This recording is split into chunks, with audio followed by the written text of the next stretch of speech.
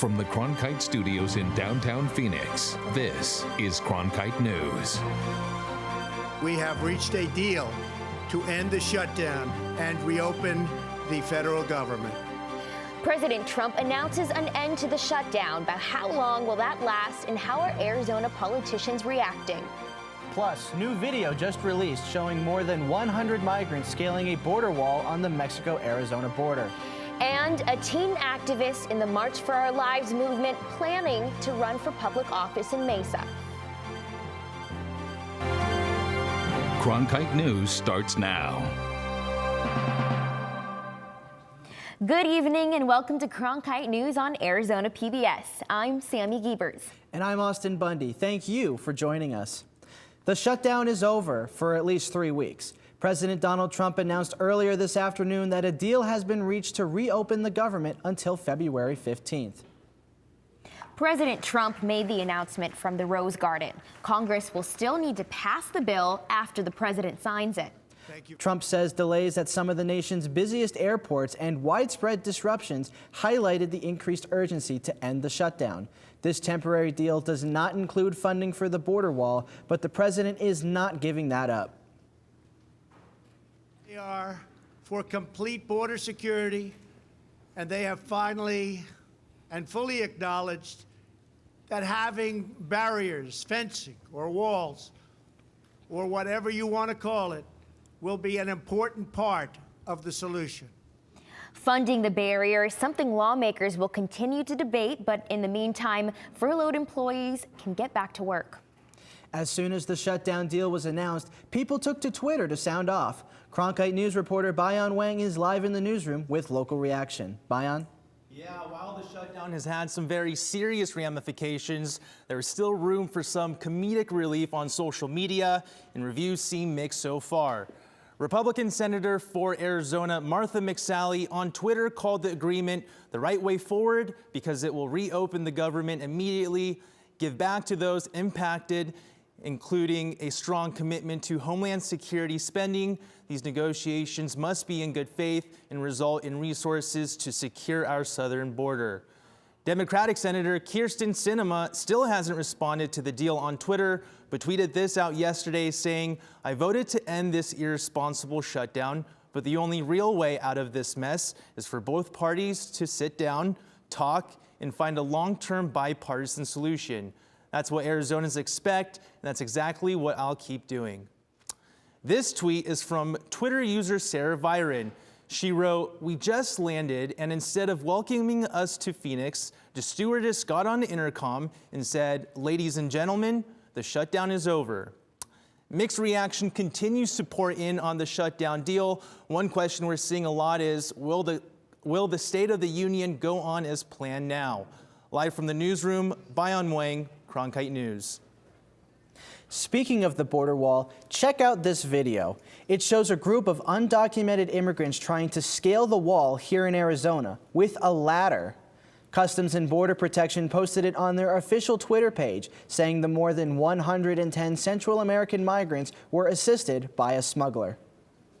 A new measure from the Trump administration will now prevent migrants at the southern border who cross illegally into the United States from seeking asylum. The change in policy goes into effect today. This is the latest effort by the Trump administration to deter undocumented immigrants from trying to reach U.S. soil. In my opinion, the policy is going to be challenged in court, and in my opinion, the policy change is not going to hold water. I think it's going to be overturned. I think it's unconstitutional. You're telling a family that now you can't come into the United States, and they have to remain in Mexico, and it's going to be more adults and children, and there aren't enough resources in Mexico to. Reaction from local advocates has been swift. Phoenix immigration attorney Josh Nunez says this policy shift actually contradicts international asylum law, which the United States has been bound to. Jacob Martinez is known as one of the March for Our Lives leaders in Arizona, but as reporter Gabriela Becerra tells us, the Dobson High School senior has big plans after graduation. After high school graduation, a lot of teens go away to college, join the military, travel. But for this 17-year-old, he decided to run for office in his hometown. Jacob Martinez is a 17-year-old high school senior who enjoys hanging out with his friends at Dutch Bros. I kind of want hot chocolate. That sounds good. And last year, he spent his free time fighting for tighter gun restrictions with other high school students.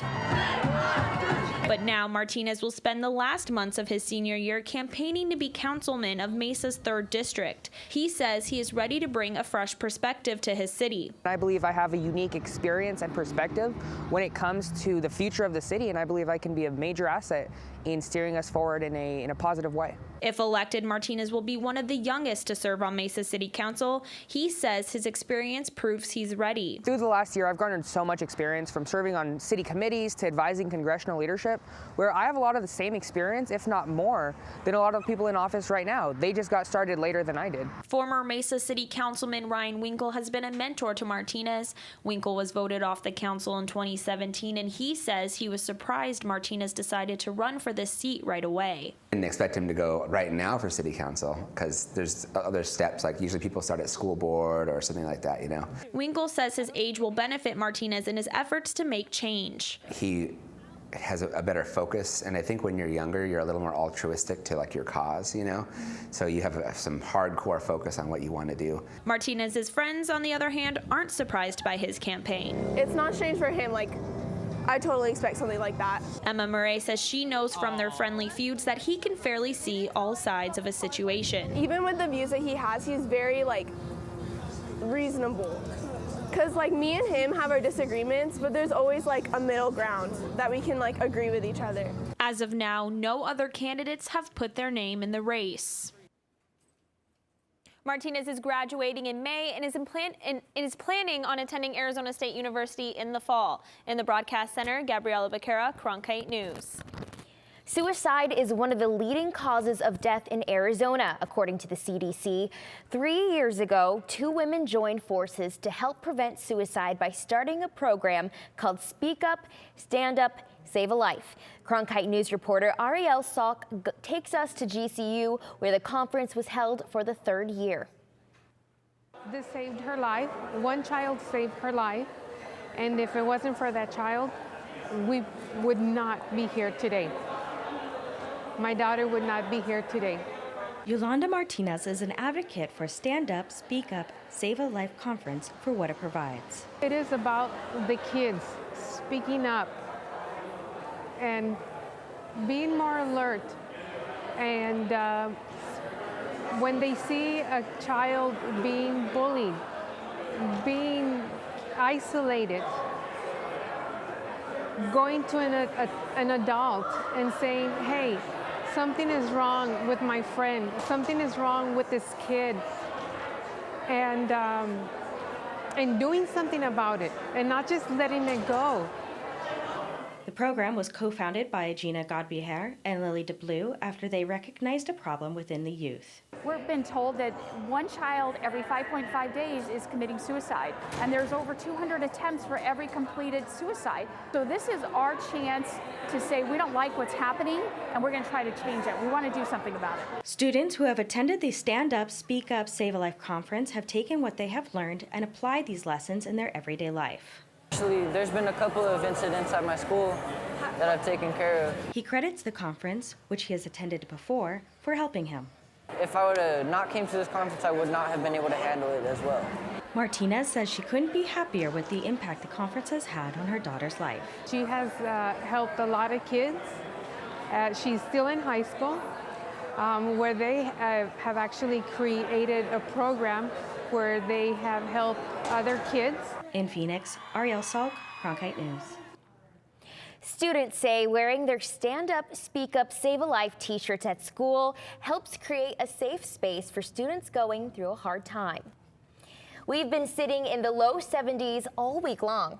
Bane Froney is joining us now with a closer look at our weekend weather. Thanks, guys. So right now we're seeing some sunshine, a little bit of cloud coverage at the moment, but we are also in the high 60s right now. Currently at 68 degrees and about a mile per hour winds about 8 miles per hour, which is not too bad down here in Phoenix. Taking a look further at the rest of the state, up in the north, we're seeing mid to high 40s around Flagstaff and the Grand Canyon, and then we're going to be seeing lower higher temperatures, as we move further down the state, around 50s in the middle of the state, and then around 68 degrees and 69 degrees down south. And further tonight, we're going to be looking at around 6 p.m., 66 degrees, no chance of rain, which is awesome. And then as the sun goes down, we're going to be seeing temperatures down to 55 all the way at 10 p.m. So if you're planning on going out tonight, definitely be sure to bring a jacket. As we take another look further down the week, next couple of days, tomorrow we're going to be seeing some sunshine with a high of 73 and a low of 45. But throughout the rest of the week, we're going to be seeing average lows of 46 and average highs of 68. On Sunday, we're going to be seeing a little bit more cloud coverage up until Tuesday.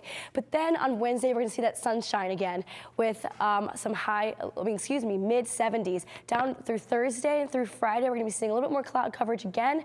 But the good news is all throughout the week, we're going to be seeing low to mid 70s. Thanks, Spain. That's it for Cronkite News tonight. Thanks for joining us. For top Arizona stories anytime, go to cronkitenews.azpbs.org.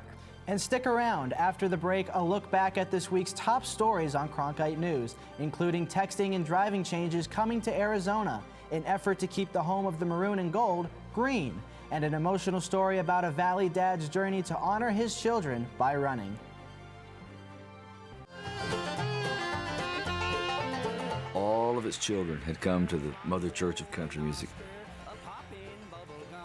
It was almost like a badge of honor that you had to bring your culture with you to the table. That's why Bob Wills and his guys brought us Western music. That's why Hank Williams brought the South with him from honky tonks. Johnny Cash brought the black land dirt of Arkansas. Bill Monroe brought music out of Kentucky bluegrass music. Willie Nelson brought his poetry from Texas. Patsy Cline brought her heartache from Virginia. I mean, it was the most wonderful parade of sons and daughters of America that brought their hearts and their souls and their experiences, and it gave us a great era in country music.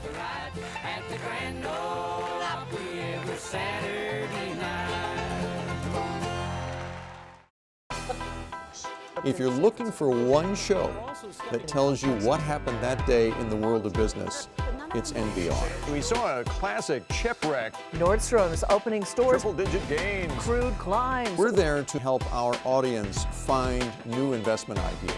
The market still has room to go up. Nightly Business Report is the longest-running business television program in history. Weeknights at 10:30 on Arizona PBS.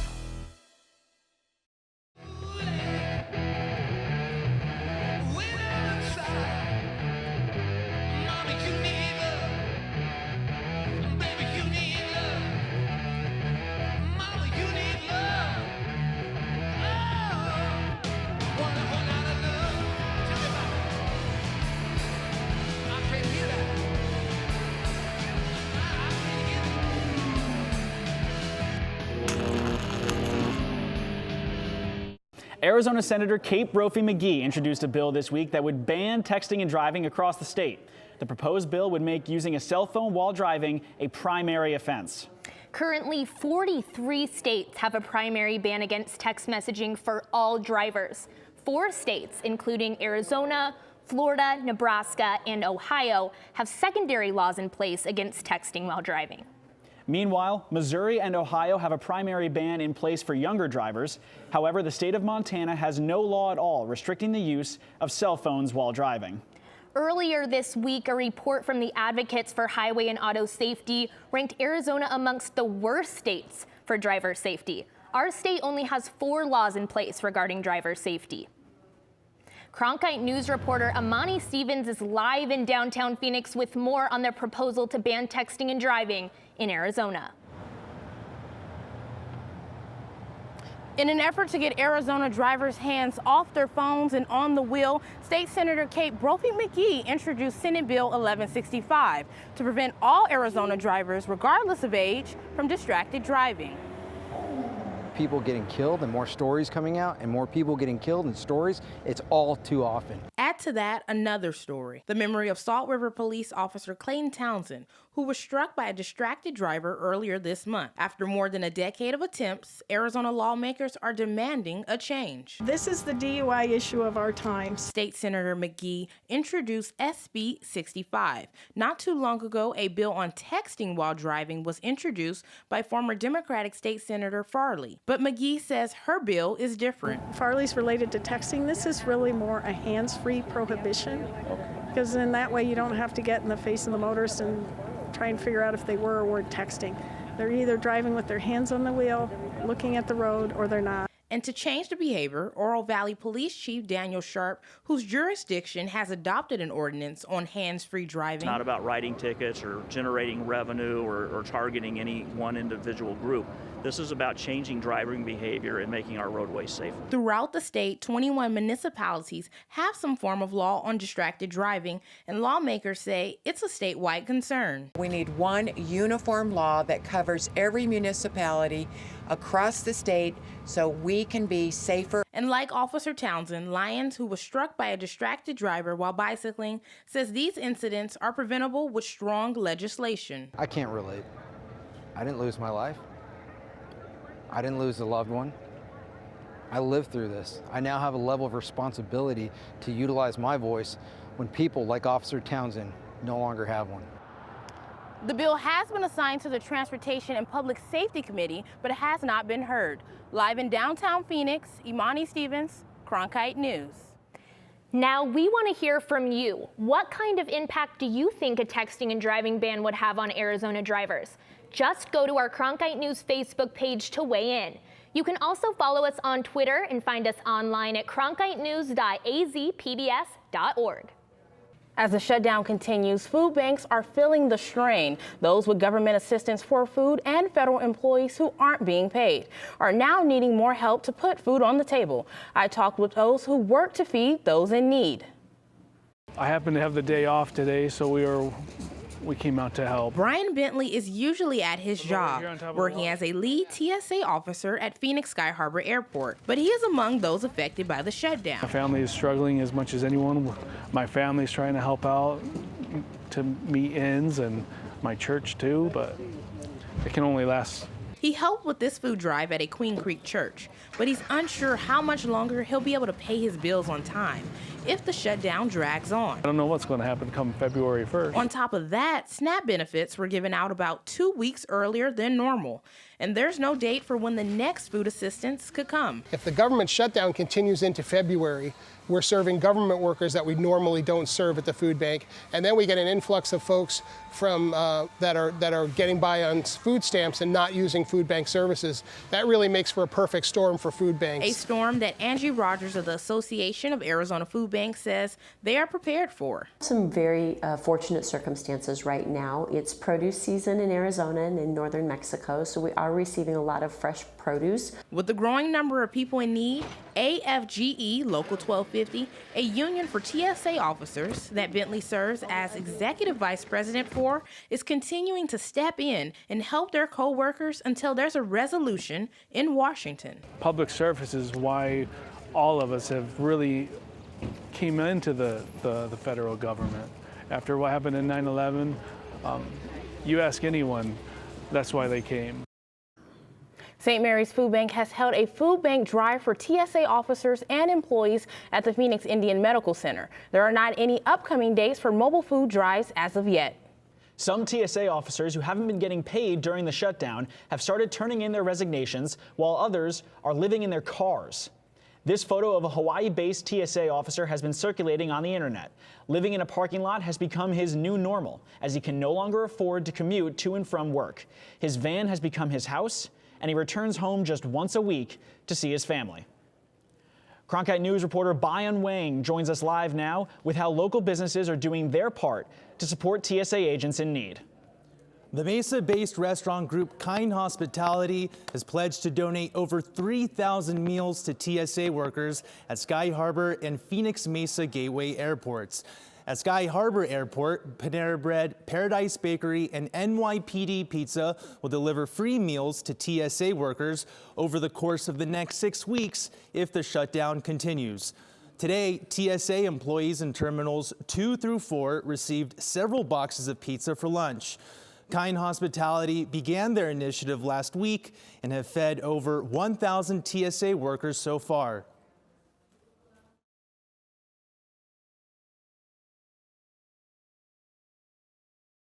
I think it's an honor and privilege to take care of those that are taking care of us. I think it's the opportunity to give back to those that are giving to us on a daily basis. Right now, there are about 30,000 TSA agents working across the nation without pay, according to an agency spokesman. Wait times at Sky Harbor reached about 18 minutes during the screening process yesterday, but the agency says that time frame is normal. In Phoenix, Bayan Mueng, Cronkite News. In an effort to keep the home of the maroon and gold green, Arizona State University is focusing its sustainability initiative on Sun Devil Stadium. The renovation of Sun Devil Stadium is nearing completion. One major focus of the renovation is for the stadium to become a zero-waste venue. In order to achieve this zero-waste goal, ASU increased the amount of recycling and composting bins available to fans. This is the only place we've been able to successfully implement composting. Composting is really complicated because it can't be contaminated, so plastic bottle can't get into it. So we have to educate heavily on making sure that waste is disposed of properly, and then we have to sort on the back end to make sure that there's corrections being done. So the stadium is where we trial and error lots of things. That's a huge, huge component for us in terms of seeing what's successful and seeing what's not successful. One of the longest tenured athletes in Arizona sports history is not hanging up his cleats yet. That's right, Imani. Despite retirement rumors, Larry Fitzgerald is returning to the Cardinals in 2019. Cronkite News reporter Bailey O'Carroll joins us now with the details. Bailey? It'll be year number 16 for number 11. Cardinals wide receiver Larry Fitzgerald signed a one-year deal this morning to remain with the team. Fitz's entire career has been played with the Cards, and his impact on the field has been undeniable.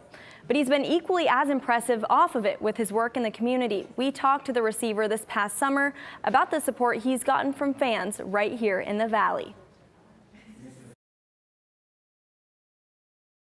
It's been a great deal. You know, you never take it for granted, you know, to have the support of the community and so many people that continue to turn out and, you know, help grow it and give your program visibility. So I'm very thankful, humbled, and, you know, I just hope I can continue to rise to the occasion.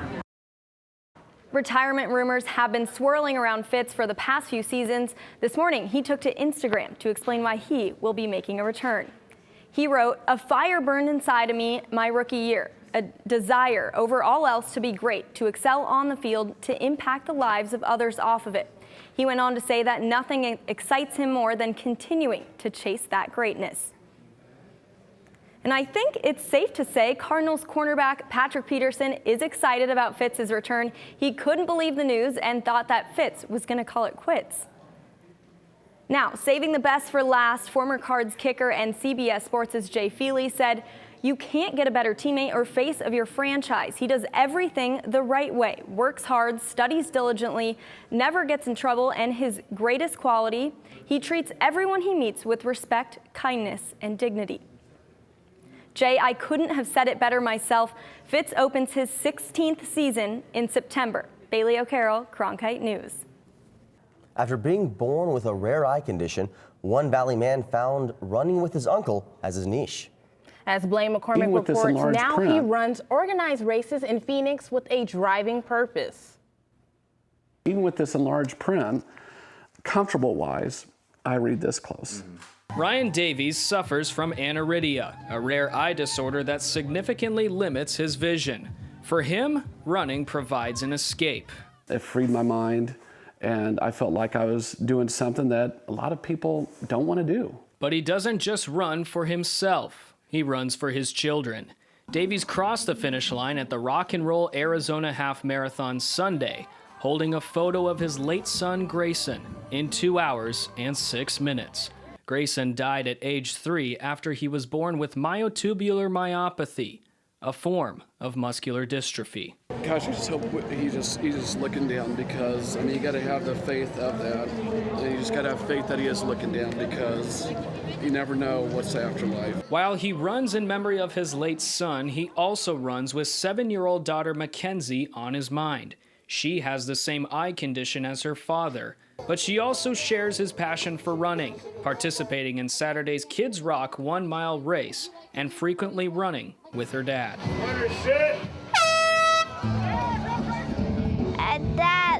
Dad is my best friend ever. Ryan will run with a full heart in Boston in April. He earned a spot in the Boston Marathon after beating the qualifying time for visually impaired athletes at the 2017 Buckeye Marathon. In Tempe, Blaine McCormick, Cronkite News. Davies said every medal he earns from a race, he gives directly to his daughter. Without seeing it, it can be hard to explain what snow is. So students at the Foundation for the Blind were able to experience it firsthand today. Photojournalist Sammy Gievers takes us there. We're at the Foundation for Blind Children today, and it's just special because they provide these experiences for these kids that they don't get to experience every day. Is this your first time? Yes. Most of these kids are in preschool, so they've never been around snow before. This is the first time they've ever touched snow, first time they've ever tasted snow, first time they've ever sledded. So these are new, brand new experiences that they've never had before. So blind kids can't learn incidentally. They can't look around them and learn. 2, 3. They have to be purposefully and intentionally taught. So we have to give them every experience we can. We can't teach them what white is, right?